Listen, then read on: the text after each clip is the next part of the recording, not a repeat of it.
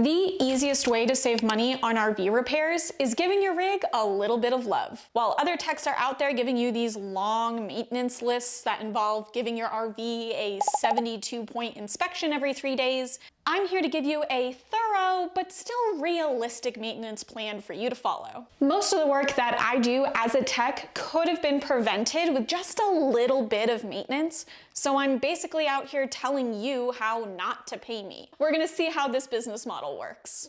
You got this. If you are looking at the length of this video going, ooh, I'm gonna need to take notes. 1, I love you. You're an RVer after my own heart. 2, you know your girl's got a cheat sheet for you. Head on over to rvrepairwoman.com/guide and you can get my free ultimate guide to RV maintenance. I'm gonna give you an overview of how to do everything today, but that guide is going to give you step-by-step processes for everything so you don't miss a beat. You can get that at rvrepairwoman.com/guide. You got this. Let's begin with the projects that you only need to worry about once a year. Starting right off at the top with something that I know a lot of people are worried about because it's quickly becoming one of my most viewed videos on the channel, and that is how to sanitize your fresh water tank. We want to be putting bleach through our fresh water tank system roughly once a year to get out any mold, mildew, or bacteria that we don't want to be drinking. Some people who are very into the cleanliness of their drinking water do this process quarterly or even monthly. I like being realistic though and just aiming for at least once a year. I have a whole video out that walks you through step by step how to do this whole process, but to give you the quick and dirty version, all this process entails is pouring about a 1/4 cup of bleach into your fresh water tank for every 15 gallons that the tank can hold. Bypass the hot water heater and then go around to each of your faucets and run them until you smell bleach at the faucet. This is going to help us get all that bleachy goodness through our entire freshwater tank system. Let your RV sit overnight, have a glass of wine because you're sure as hell not drinking the water, tell the haters that your RV tech told you you had to, and then the next day, you're just going to drain your freshwater tank through the faucets. Keep filling the tank and draining it through the faucets until you don't smell bleach anymore. You got this. Speaking of keeping your water clean, let's go over how to clean the hot water tank because we bypassed it during the freshwater sanitizing. The main reason we didn't want bleach getting into the hot water tank during the last adventure was because a lot of people have suburban hot water tanks.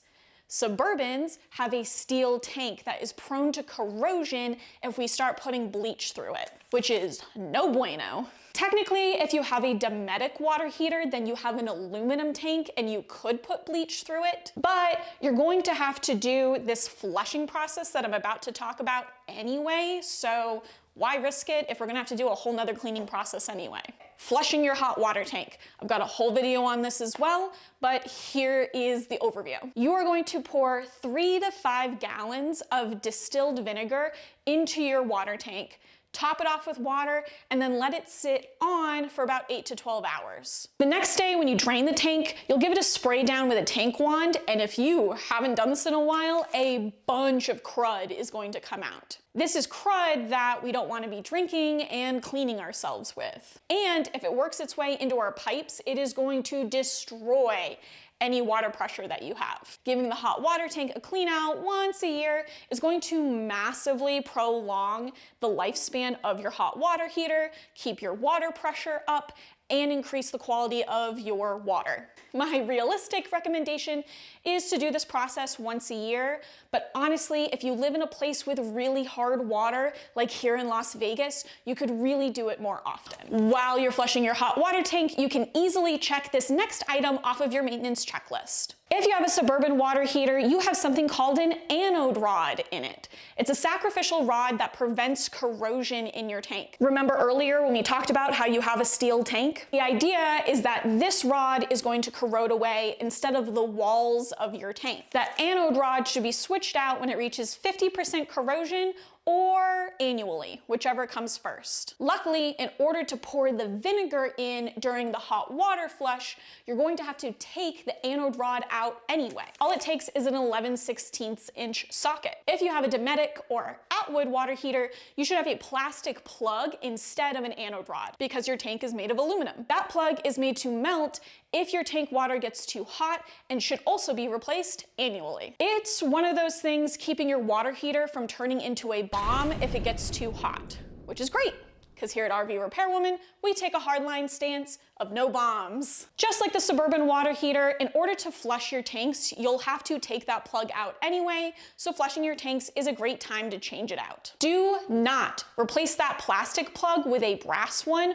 or an anode rod, no matter how many dude bros on Reddit tell you it's a good idea. Adding an anode rod to a Dometic tank will actually jumpstart corrosion in the tank, not help fight it. And a brass plug won't melt if the tank gets too hot. Remember, no bombs. Moving away from the water and onto the electrical, two things that shouldn't go together. Once a year, I want you to give your RV's breaker panel a once-over. Many breaker panels come from the factory, not tightened to spec, and driving down the road can also loosen them. This is a central hub for power in your rig, so you don't want anything to be loose. Here is how to tighten everything safely, so there's no chance of shocking yourself. First, you're gonna unplug your RV from shore power, then tuck that bad boy away into storage, so there's no chance a nice passerby replugs it in for you. Throw your battery disconnect switch, and if you have a second, disconnect your negative battery cable from your battery for good measure. Then open up your breaker panel and grab your handy dandy multimeter. Set that sucker to AC volts and test across here and here and here. You should see 0 volts for all of these tests.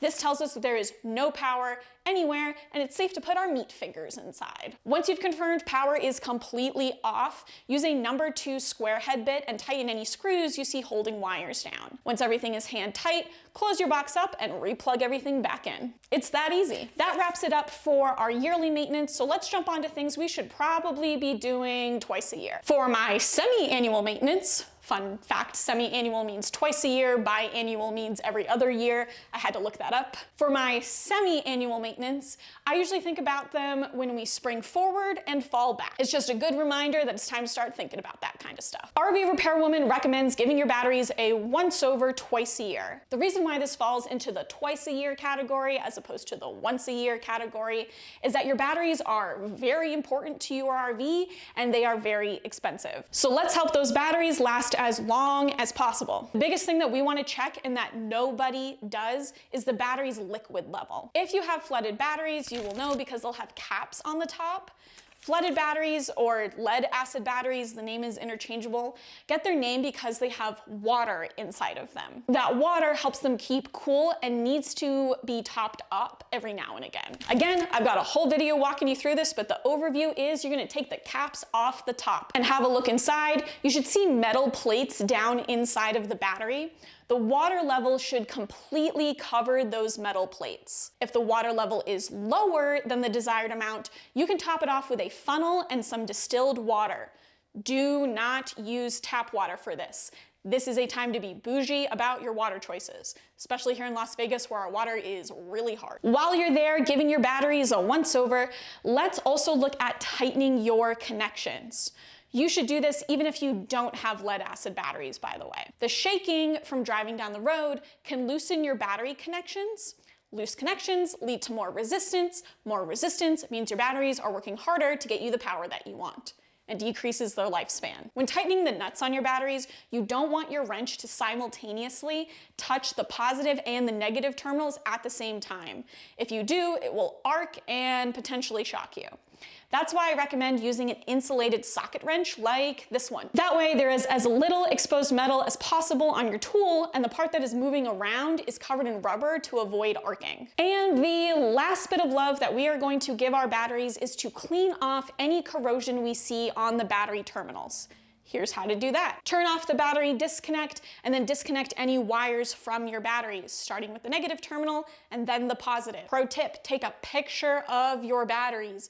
Before you do this, this is going to help you with reconnecting the cables after. People screw this up all the time. Then mix 1 tablespoon of baking soda with just a little bit of water to make a paste, and go at those terminals with that paste and an old toothbrush. Clean off the paste when you're done, and then slather those posts in some petroleum jelly to prevent future corrosion. You're now free to reconnect your terminals, positive first, and make sure to reference that picture that you took earlier. And that's the lowdown on giving your battery some love. If you need, in the guide, I also have 1 page on what to do to protect your batteries when you're putting the RV into storage. As a tech, I make some really good money every month off of people not knowing how to treat their batteries right. And as much as I love getting paid, that type of work is really preventable. You got this. On to your air conditioner. I am from Las Vegas. I know how important your AC is. 10 minutes of loving care in the spring and the fall can save you from melting your butt off in the summer when it's 100+ degrees outside. Here's how to clean your AC coils. Turn off all the air conditioning breakers. Then, on the roof, remove the outer and the inner shrouds to expose the upper plenum. Plenum, one of my favorite words. Lay a towel down in front of the coils where it opens up into the RV to prevent spraying anything onto your loved ones. Then use the cap of the coil cleaner to carefully remove excess dirt from the coils. Spray the coil cleaner liberally over those coils, and then repeat steps 4 through 5 on the back coils before replacing all your shrouds. Just 8 square inches of restricted airflow reduces your AC's cooling power 1 degree Fahrenheit. And that's approximately just the size of my iPhone mini. So not only will you be hotter, but your AC will also have to work longer to get your RV to temperature. Over time, this means that we're shortening the lifespan of our air conditioner. Cleaning it frequently helps prevent all that.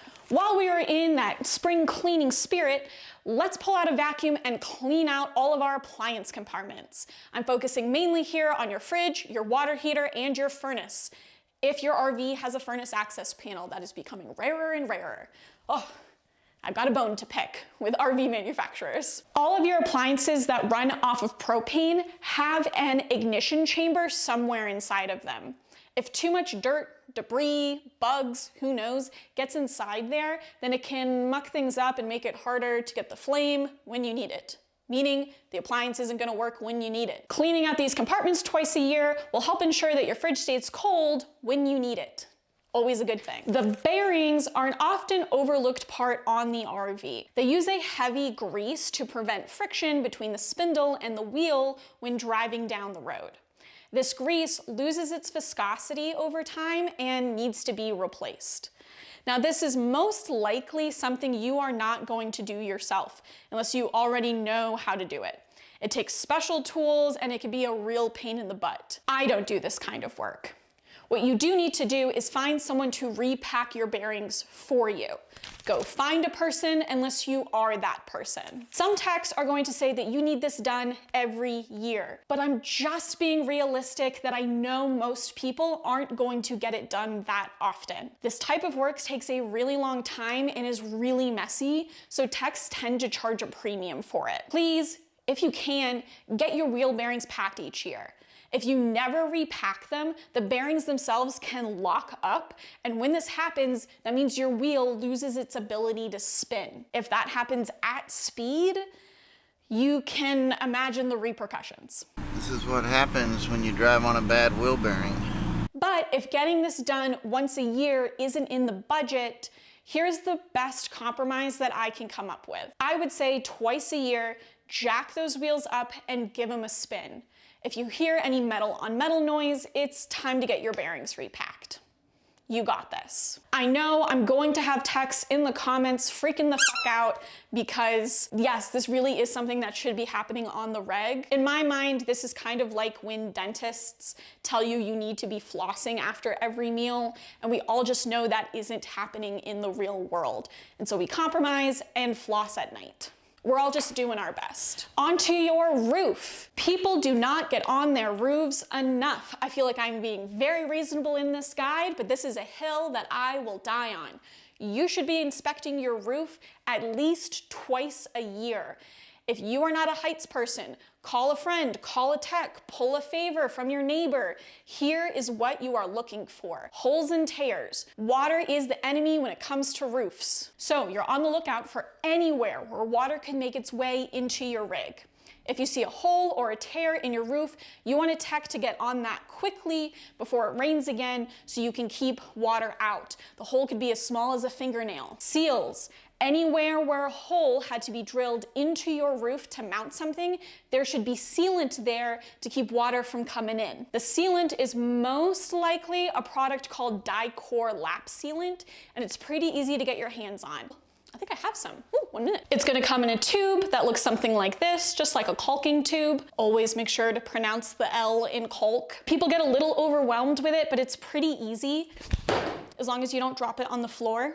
The main thing you're looking at when you order it or when you're looking for tubes is one, the color. It comes in a bunch of different colors. This is white, but you can also get different off-whites, gray, and black, depending on the color of your roof. And then the big thing to look at is whether or not the tube is leveling or non-leveling. Your self-leveling Dicor is going to be for surfaces that are totally flat, like the top of your roof. Then the non-leveling, this stuff, is going to be for any parts on the sides of your RV, or even as we're going over the lip on the side. Just get yourself a caulking gun and go to town. You really can't muck this up. Really all you're getting when you have a tech do this is a cleaner caulk line. It really doesn't matter how clean your Dicor is on your roof, you're never gonna see it. So if that's something that doesn't bother you, go ahead, go to town, do your own caulking. While you're on your roof, inspect the Dicor that's there for cracks. If you see some small surface cracks, clean the area with a non-chlorinated brake cleaner, and then just go over the top of it with your caulk and a caulking gun. For deeper cracks and places where the current caulking is coming off, go ahead and scrape up the bad sealant with a non-marring pry bar, clean the area with that non-chlorinated brake cleaner, and then lay down a new line of Dicor.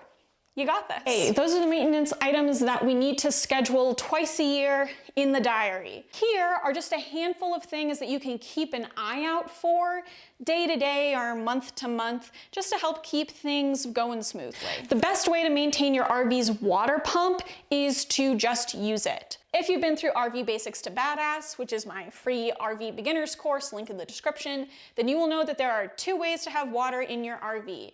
You can have your freshwater tanks, or you can be hooked up to city water. So many people just hook up to city water every day and never use their water pump. If water isn't moving through this thing on the reg, algae and grime can build up over time and make the pump fail. Even if you are a camp queen who is never boondocking and always on full hookups, I recommend every now and again filling up your fresh water tank and using that water pump. This is gonna make sure that that water pump is still there and ready to use if you do ever end up in a situation where you do need it. Bonus tip, never run your water pump while you are hooked up to city water. That water pump has an internal check valve in it that can fail if you do this. And your water pump is going to begin to push water into your fresh water tank as opposed to pulling it out, which is not good at all.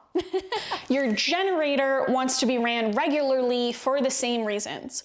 The #1 reason for generator problems is just bad gas. Gas goes bad in smaller quantities faster, so it's going to go bad in the small hoses inside of the generator faster than it's going to go bad in your holding tank.